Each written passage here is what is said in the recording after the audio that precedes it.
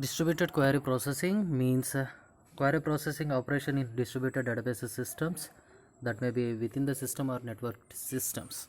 The distributed database system has the ability to access remote sites. By using this distributed database systems, we can access the remote system and transmit the query from our system to the other systems.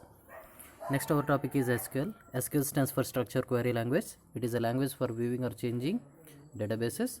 By using this language for data querying, updating, inserting, appending, and deleting the database. It is a language for data access control, schema creation, and modification. It is also a language for managing the RDBMS. SQL was originally based upon the tuple relational calculus and relational algebra. SQL can integrated with other languages using SQL modules, libraries, and pre-compilers. Let us see what are the features of SQL. Create schema. Create schema is a structure that contains the description of an object created by a user. So we are taking the table. Table is treating as an object. It consists of certain fields. That fields is going to having certain data types. So it is treating as a schema. So it is the structure of a table where we are specifying the descriptions. The user can describe and define the data for database. So the one who uses the data by the user has to specify the type of data in the database. Create catalog consists of a set of a schema that constitute the description of database. Next, we can create the catalogs. It is a consist of a set of a schema. Schemas are tables that constitutes of description of database.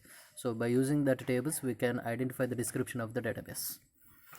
Use data definition language DDL for commands that depicts a database, including creating, altering, and dropping tables and establishing constraints. By using these definition languages, we can create, alter, and dropping the database table and also establishing the constraints, rules, primary key or foreign key or unique key constraints. The user can create and drop database and tables, establishing foreign keys, create views, store procedures, functions in a database. What we earlier suggest, we can perform by using this language. Next one is data manipulation language. By using the commands that maintains the query of a database.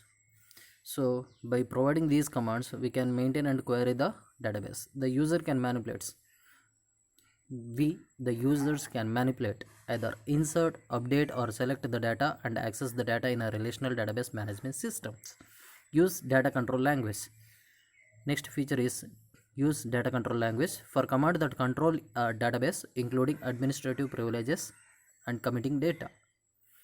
So by using this language, we can grant or revoke, we can set the permissions of our tables, procedures, and views.